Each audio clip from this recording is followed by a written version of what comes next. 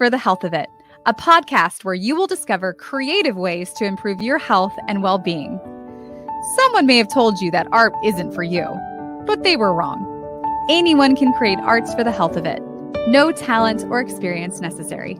I'm just a little songbird, try to fly my way homeward with the melody, and I make the beat. Don't know where it'll take me, cause when I'm in the dark of night, I sing my way back to the light. Come along with me and your heart will see that a song changes everything. Oh, oh, oh. One day I'm going to try to do that last, right before it cuts off, where she's like, ah! Every time I'm like, I'm going to try that one day. Oh, like live? Okay.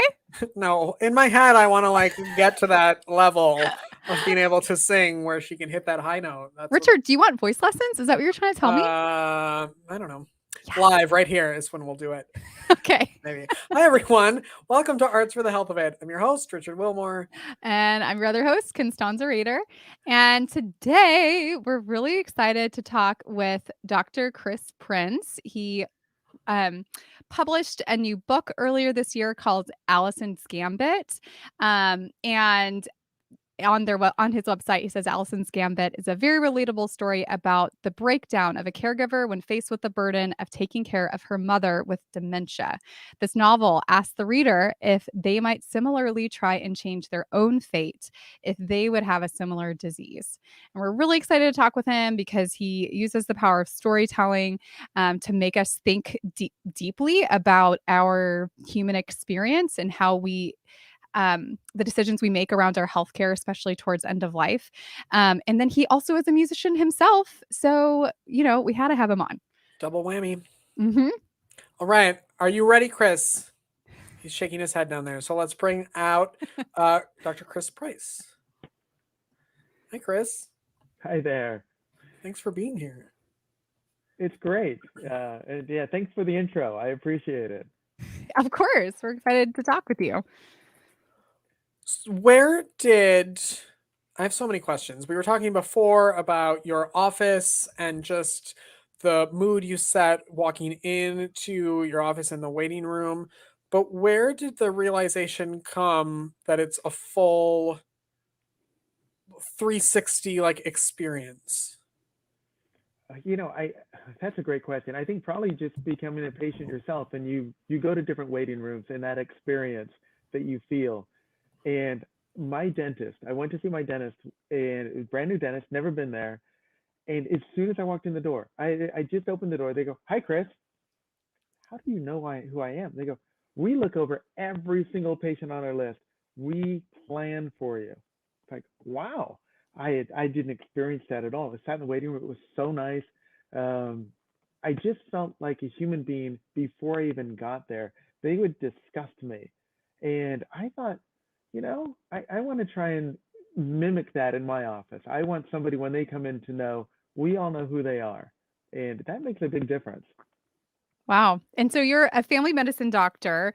And you were mentioning we'll just talk about this a little bit before we get to the book, but that you use the arts and the design in your space to do that very thing. Can you tell a little bit about some of the things that you have in your waiting room in your office? Yeah. Well, one thing, I love music, and I have to have music in my office. And so it got a stereo always playing.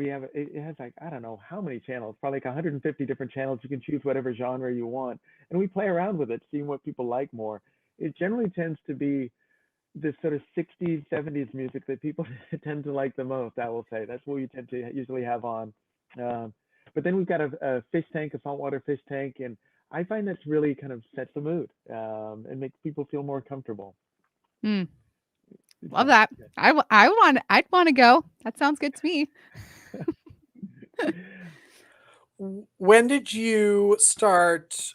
I feel like I have so many questions for you. One, I want to talk about the piano and when you started playing the piano and what drew you to it. I think probably my sister. She started before I did, and I just got jealous and I wanted to play. I was about 10 years old, and first she was starting to teach me, and then my parents allowed me to take lessons as well. Uh, Took lessons for about 6 years, and then just school got more complicated. End of high school, college, and I stopped. And this is a funny story. So one of my first patients I ever had as a physician, I said, "What do you do?" She goes, "I'm a piano teacher." I said, "Oh, I'd like to take the piano again." And she says, "If I had a dime for every time someone said I want to take lessons," she goes, "I'd be a wealthy woman." Well, I had to prove her wrong. So I'm now right around in my late 20s. I called her up afterwards. I said, "I want to take lessons. I'm serious." And I took lessons from her for a few years, and Wow. it's been great. So yeah, I was, and I'm very stubborn. I told her, I said, "I want to learn the third movement of the Moonlight Sonata." Mm. And it took me almost a year. It took me so long to learn that movement. It took forever, but it's sort of out of my league. I'll be honest with you, but it was still fun to kind of say I accomplished it and actually could make it through. That's awesome. Now, we know that the arts are kind of a self-regulating behavior that humans have done throughout time. Is what role do the arts play in your life as a caregiver, and how do you use music and the arts to be a better doctor, to help deal with the normal stressors of your life? I probably use literature the most, and I have a scribe. I love that was one thing that I changed about maybe 4 or 5 years ago in my office. So instead of having the patient, frankly, look at the bottom of or back of a computer screen, I'm face to face. I'm sitting right in front of them. I have a scribe who basically types everything down. And since I've been doing that, I feel like I have much more connection with my patients. And over again, I start to learn their story and I go, "Have you ever read this book?" And so I'm starting to have a list of books that I recommend from, the person who's depressed, the person who's, anxious, trouble at work or whatever. And I find that helps tremendously. Often the next time we come back and we talk about the book, and it's just another way of interacting. One of my most dramatic was I ended up actually talking to Jodi Picoult, who I love. I adore her writing. Oh, wow. Um, I had a really difficult. I got a phone call actually, and it was actually sorry, it was a text from a 14-year-old girl, identical twin, and she said my sister wants to kill herself. And I was like, wow, I wasn't anticipating that at all. Um, First of all, I didn't know who was texting. I sometimes I don't even know how people get my phone number to text me, and I'm trying to figure it out. Bottom line is she had written a book years ago. I think it's called My Sister's Keeper. Mm. And I remember, so I went to the family trying to not give away that to the parents that I knew. I went and did a home visit. I love doing home visits, and I gave her story. I outlined that story to the family to not, quotes, give it away who was the one who called in the first place, who's the one who might be suicidal. And I used her story to outline we've got a problem. And how would you deal with this problem of that story? And it was so it was so much easier then because it wasn't like you directed it, hey, what have you done wrong? Or why, you ignoring this person. It was how would you deal with this story? And then that was what helped pull that family. And the girls are doing great now, by my dad. And so I emailed Jodi Picoult to say, thank you. You really helped me through a really intense situation by using your story. And by using your story, I completely deflected it from the patients that were having these issues. Wow. What was her response? I have to know. What was Or did that? she respond? She did, and she said that's why I write. She Oh, does a lot of medical stuff. I don't know if you've read any of yeah. hers, but it's often very medically related. And she says that is why I write to get across and allow. And frankly, I don't know if she meant me specifically, but to definitely have people read her story and commiserate with the characters. And I think in doing so, we feel better about ourselves and feel like we're not alone. Hmm. And Well, yeah, now, Chris, it was it very sounds special. yeah, that's really cool. And it seems, Chris, that you've done the same thing. Like you now have your own book, Allison's Gambit. Can you talk about the book and what inspired it and what it's about, what people um might Right. get out of this book? Well, I think one of the main things, what inspired it, it was a patient. We have our own philosophies, and whatever philosophy is, it could be about death penalty, whatever. We have those kind of ingrained for so many years. And this patient presented me with a philosophy that I was so different from my own and so stunning. I went home and I kept on thinking about it. And the more I thought about it, the more I started to understand her. And I felt I need to write a story so that somebody who listens to her tale would say, I may not agree with you, but I understand you. Hmm. So I looked her in the eye. Again, I'm sitting there right in front of my patient because my scribe's behind me. And I say to her, I said, tell me, what will get you to quit smoking? And she looked me straight in the eye and said, nothing. I will never stop smoking. And it was so strong. I was kind of, most people aren't that strong, but she was very strong. I said, why not? She said, I had to live with my mother and take care of her with Alzheimer's disease for the last 4 or 5 years of her life. It was a horrible experience. I never want to put my kids through that. I want to die young. I'm going to keep on smoking. Wow. And that's what I was truly, it was a wow moment for me. And I couldn't stop thinking about it. Night after night, I'm thinking about it, thinking about it. And that's what prompted me to say, I want to write about what would make a character, a person, she was a real life person, feel that way. And the whole goal of the book is to, through this character, Allison, say, again, not just that somebody would necessarily do the same thing that she's doing, but to at least say, I understand why somebody's goal is not just to live as long as possible. Because if as long as possible means that you're going to get demented in the future and have your kids take care of you or anybody take care of you, and you don't want that in your future, at least it becomes relatable and understandable. And I love the front cover of the book, by the way, because my publisher, Vinny, who's wonderful, I kept on starting to think, the more I started talking about people, Alzheimer's is the scariest thing that I think people actually conceive of when they think about passing away. And Hmm. the more I talked about people, the more I realized it is a deep down seated fear that people have. And it's so strong. You start thinking of, yeah, I think I would consider dying of anything but. And that's sort of what that front cover to me represents. I don't care what it is, anything different is a better choice than living like, frankly, like sometimes the character I'm bringing up in the book, maybe the character's mother, I should say. Wow. That's it's it's so different because the focus in Western medicine, it seems, is prolong life at all costs. Right. That's kind of the focus and the measure of success is, you know, prolonging life. But it seems if that's our focus, we're going to have a success rate of 0 because Right. everyone's going to eventually die. So I think it seems like that's the question this book is asking is what makes life worth living? What I guess that's a Right. question for you to answer. No, I mean the afterward of the book, and this is what it really kind of came to me when I really came full circle looking at her saying I want to die young is what I've recognized is no matter what our ailment is as we're getting to the end of life, there's always a potential remedy. You can try this, you can try this. There's always another trial, there's always another heart defibrillator, there's always something we can do.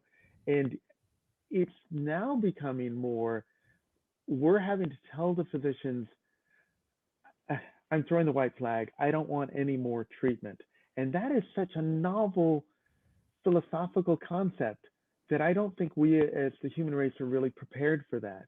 And the idea of saying no is so difficult. And what we're not recognizing is that so many people actually, when they think about it, go, do you want to continue the way you are? They say, I don't. But the expectation is that you do. And frankly, the family's expectation is that you do. Hmm. They can get much more, I found, adamant when you talk about hospice, for example. It's the family says, oh, no, do not even think about it. You've got to do that next trial. You've got to do that another round of chemotherapy or whatever it is. More so than the patient. The patient's usually the easiest one to convince Hmm. to say, I don't want any more. Hmm. So, yes, it is a strong topic. And I do think the bottom line is I just want people to think about it. There is no right answer. There's no, when you get to the book, it goes, this is what Dr. Price is telling you to think. Not at all. Um, in fact, my one take home, and if I'd say people are listening, here's the take home: live life more fully. Mm, When you enjoy every aspect of it, when you hear that song that brings you back to the memory of your wedding day, whatever it is, enjoy it. Tell your wife or your husband, say, remember that day, bring it up, dance again. Remember all of those wonderful things. Don't stop thinking about the things that give us joy. mm, And things that don't give us joy, I must admit, I'm doing this. I shouldn't say this now on live, but it's like if I'm at a meeting I don't like, I now just go. I leave. Why stay? I don't want to be there. Um, if you don't want to do something, don't do it. Do things you enjoy. mm, And I feel like the philosophy of the book is focus more on what we enjoy, focus more on happiness.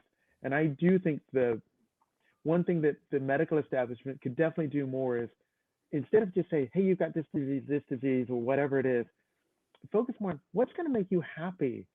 And we don't spend enough time doing that. That mm, is the number one thing we should be asking. And I tell people, you need to exercise. Why should I exercise? It makes people happier. I go, I don't care if you live a day longer, but it'll make you happier. You should exercise. mm, And I think that is the best thing we do. Go outside, exercise, be with people. Um, it is the key to life. mm, Mm. Who would you say that the book is for? Caregivers, hands mm, down, it's for caregivers. Um, so once I started writing, I said, I'm going to just start getting some thoughts down about her philosophy. I started listening to patients over and over again. I started realizing that the sort of 40 to 60-year-old generation is taking care of their parents and how much they're struggling. You just hear it in little like snippets during the appointment and go, "Ooh, this is a big deal. You are getting worn out." And I couldn't believe how difficult it is. And no one sort of, it feels like not enough people are patting them on the back and saying, you're doing a tremendous job. And I think in the end, what it tends to happen is the guilt factor just gets higher and higher. And the guilt factor of it gets harder and harder. The caregiver can't keep up with all that they must do. And somewhere along the line, for so many people, there's the do I put them in a nursing home or do I not put them in a nursing home? And the guilt around that is tremendous because nobody in their 30s and 40s says, I kind of am hoping, I can't wait for the day I put my parents in a nursing home. That is the last thing we want to do. That's what our parents have been telling us the whole time. Whatever you do, don't put me in a nursing home. mm, And I feel like one of the thrusts of this book for the caregiver is saying, your goal is to do the best care for for your parent or your loved one. It could be whoever it is, your loved one, your best care. And often after a while, that best care is not you. You can do mm, great love, but not necessarily the best care. mm. And when that's the focus, and that really should be the focus, that's certainly one of the take homes from the book, then it is the best way to go. Mm. It's it sounds very familiar with what we see, um, on our, like, oncology units specifically, um, where I see those same instances of family members who keep pushing for the next thing and the next thing. Um, I can think of one instance where they, you know, they were pushing, pushing, and finally they realized one day that, like, it hadn't hit them before that the patient was terminal and there wasn't a cure. And when they finally accepted that, they were able to go home and be with their family. But at that point, he only had a couple of days left. Like, it was down to days. And they Mhm. could have spent so much more quality of time with their family, making memories in those last days instead of suffering with additional treatments in the hospital. And I remember the social working team being mad at this particular patient's doctor for not clearly articulating that these are not curative measures that we're doing. Um, and so what role do you see that healthcare providers have in communicating to family caregivers, to patients, and how might you define a good death? That's a great point. And bringing back to exactly what you said, so often you go, oh, I finally had comfort. I finally turned it to we're just loving the person who's dying. And instead of being in a sort of sterile or difficult environment in the hospital, going back and forth with radiation treatments, and I do think though it is our job to bring it up. And I think sometimes part of the problem is we send someone to a specialist. The specialist is saying, well, then you're asking me to do something. I therefore think it is partly the primary care's role to say, you know what, do we want to ask that question? Or do we want to be at home where we're just comfortable and we're happy? We're already happy. We're together. Do we want to break that up and change that? And I do feel that almost everybody has gone an iteration where they've gone to the hospital or they've taken that radiation therapy or they've done a treatment and they felt that and how difficult that is. And the question sometimes, do you want to do that again? Or is this not a good way to be? Mm. But I think too often, frankly, it's not brought up because there's almost always backlash from at least one family member. And Mm. when I say backlash, somebody who gets very angry for you saying, you clearly don't care enough. I need to find somebody who cares more about my Mm. sister and it's hard to respond to that. It really is. And so rather than trying to respond to it, you just don't bring it up and say it's far easier to just refer and say, see the cardiologist and they'll work with your heart failure. See the lung specialist to work with your COPD. That is a far easier discussion to have. What kind of treatments are available than do you still want to continue these kind of treatments? Is this effort more than you want? And do you not want to spend months at home where you're enjoying all those things, the grandkids coming over, the holidays? Do you not want to spend those times together when you're still have more to give and more to receive? Mm. Hospice invariably is called on with less than 2 weeks to go. Mm. When you Invariably. when you qualify with a prognosis of 6 months, right? In most Correct. places? 6 months. Like, Right. yeah. And the hospice is so wonderful. Like, there's so many wonderful resources that you have access to once you are on hospice. And what I think people don't understand is like you can come off of hospice too if things improve. Like, Right. it doesn't mean you have to stop all treatment. Right. Like, and I think people think of hospice and they think like, oh, they're dying immediately. Right. Um, Actually, yeah. how I've started to sell hospice, and it works spectacularly well. I'll look at the caregiver in the eye and say, "You're working hard, aren't you? This is a lot of work. I mean, from cleaning it." I go, "Do you need help?" Oh, you almost always go, "Oh, I need help." I go, "Hospice is your best help. You want a hospital bed, you want the rails, you want oxygen, you want help. You need help. Someone coming in on a regular basis, dressing those wounds, doing. They will help you. They will. Oh, so much help." And they and I go, and the best part, just like you said, the best part is after a while, if they do better, you take them off hospice. It's not a big deal. It is not. I go. I am not signing a loan or something. I'm not giving away a whole bunch of money. It doesn't matter. You can go on. You can go off.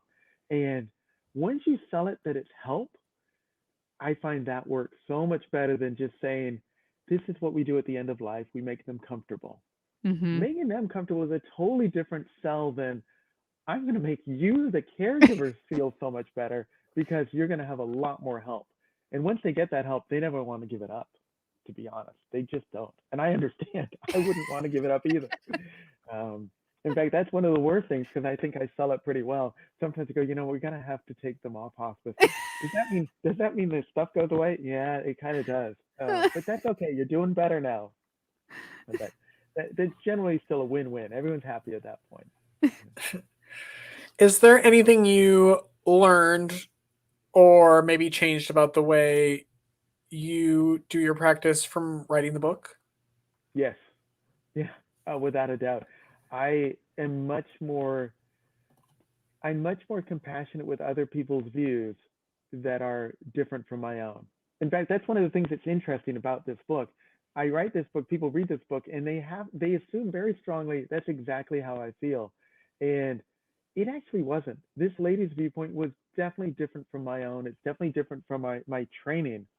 But since getting that, yes, it has affected my viewpoint. But I think I'm more able to sell her viewpoint, which is the goal isn't to just live as many days as possible. And the goal really should be much more happiness and comfort along the way. That is, I feel like I've learned that from writing this book. And Mm. I see it more with patients. And when you bring it up, it comes out more. Mm.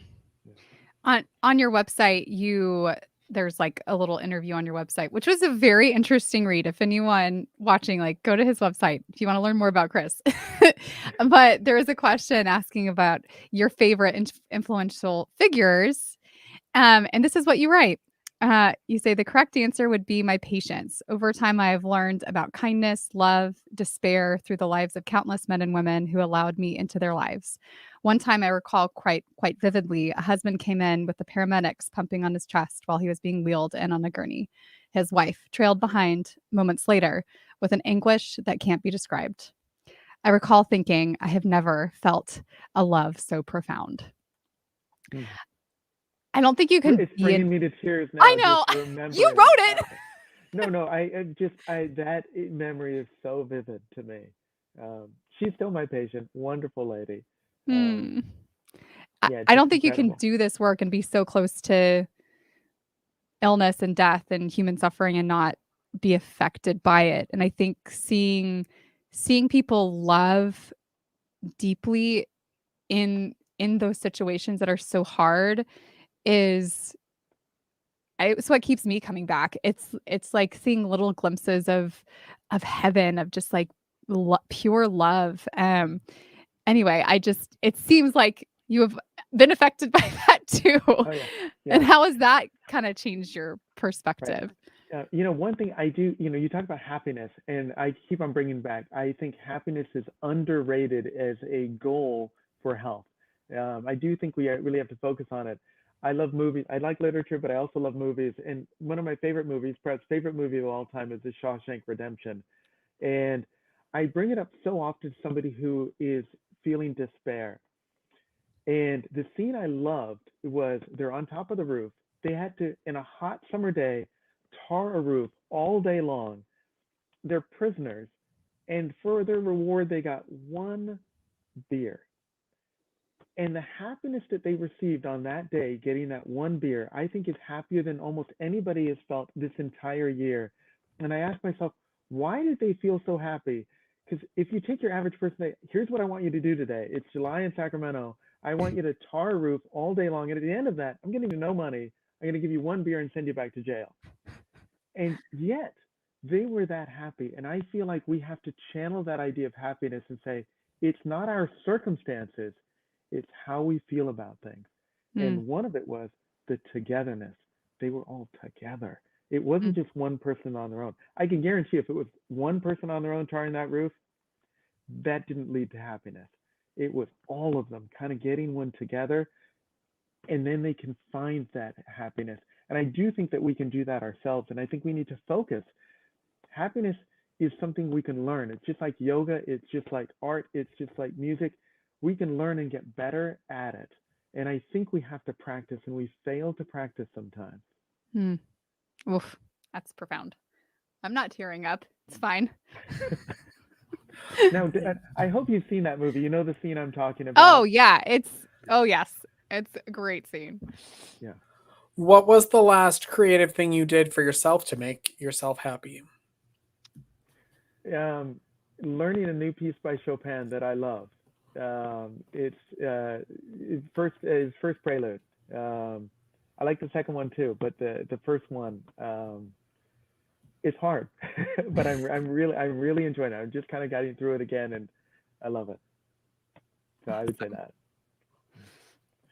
Where I had a piano tuner. I'll just getting back to music, and he come to tune my piano. I had an upright. And he says, you need a grand piano. And I said, well, I may need one, but one, they're really expensive, and two, I'm not that good. And he kept on saying, it doesn't matter how good you are. Mm, You need a grand piano. And I listened to him. Actually, a funny story. I said, they cost so much money. He goes, they don't cost anything at all. You just rent them. I said, what do you mean I rent a piano? I go, you have to buy it. He said, yeah, but you can always sell it. He goes, so let's say 5 years from now you don't like it. He goes, I'm telling you, sell it for the same cost you bought it. So you really were just renting it. I thought that was actually quite profound. So I bought my grand piano. I'm not selling it. It's my favorite possession. And yes, when I play, it feels magical, and it does sound so much better than my upright ever did. So yeah, it does. I also argue that I'm not good enough. So when I play, I have to concentrate so fully. Any stress I have, any other part of my life, it goes away because I'm focused just on the music. And that's a great feeling. Mm. I like it. Yes. Where is the book available to buy? I'm going to put it up here. Allisons Gambit. Amazon's the easiest. Actually, the only thing that's funny is I looked under first one. I was like, Amazon, that's so cool. It's on Barnes and Noble. I've seen it at Target, but I typed in Chris Price. It didn't show up. It came up CA Price. I'm like, oh, okay. I always thought Chris Price just sounded too boring, so CA sounded much more interesting. But Allisons Gambit's the easiest way to find it if you just type in Allisons Gambit. So any of the major booksellers, it's just online. But I hope that when someone reads it, they think differently about caregivers. They think of themselves as caregivers later on, and they'll recognize, wow, that is going to be difficult. It's going to be really difficult. And if they're going through it already, I think they're going to feel a sense of, again, it's camaraderie. I think camaraderie really helps. Just like I talked about that scene. I think if you're one person, it's so much more difficult. It's so much harder to find the happiness. Funny enough, laughter works. I mean, we remember the show MASH when we were children. Obviously a difficult situation, but they used humor to kind of get through it. It's hard to have humor when you're just by yourself. You have just one other person and they talk about it so much and you go through things, and that'll make us feel better, even if the situation is still just the same. So that's awesome, Chris. How can people find you and follow you? I do have a website now. It's chrispriceauthor.com, and I've got to start working on adding to it. But you'll see a lot of stuff about me, random things. I always joke that I have the taste of a child. So if a child would like it, that's what I'm going to like as well. You can learn a lot. Well, I like that one of the comments about the book is that it's not depressing despite the subject matter. So if you're feeling squeamish about reading this book, that it's going to be too heavy and depressing. Right. He infuses some humor and good storytelling in this book. Yeah. Thank you. Yeah, it is. It's. I don't think it's a downer. Yeah, I definitely think at the end you feel a little uplifted. Again, you can argue like things like Shawshank Redemption is a downer. You can go, it's set in a prison, but it is one of the most uplifting movies I've ever seen in my life. And so you can have subject matter, but it's how it's told. Very true. The book is Allisons Gambit by C.A. Price. When you're looking it up, it's C.A. Price, not Chris. Otherwise, you'll never find it. And Chris, thank you very much for being here today. Well, I appreciate it. This was a great conversation. You two are wonderful. We had a great time. If you're listening or watching, wherever you're doing that, make sure you subscribe and head over to heartsneedart.org/podcast to learn more about Chris and the book. Keep creating, everyone, and we will see you next time. Bye. Bye. Thank you for listening to Arts for the Health of It, a podcast produced by Hearts Need Art, creative support for patients and caregivers, in partnership with the National Organization for Arts and Health. You can help others learn about the healing power of the arts by subscribing, sharing, and reviewing the podcast wherever you listen or watch. The podcast is hosted by Richard Wilmore, co-hosted by Constanza Rader. Our theme song, Songbird, is written and performed by Natalie Lane. Visit heartsneedart.org to learn how you can support our mission to create joy with people facing life-altering health challenges. Join us next week to learn more ways you can create arts for the health of it. The views expressed on this podcast do not necessarily reflect the views of Hearts Need Art, their staff, board members, or other affiliates. All content is created for informational purposes only. This podcast is not intended to be a substitute for professional medical advice or to diagnose and treat any health condition. Always seek the advice of your physician or other qualified health professional with any questions you may have regarding a medical condition. Never disregard professional medical advice or delay in seeking it because of something you heard on this podcast.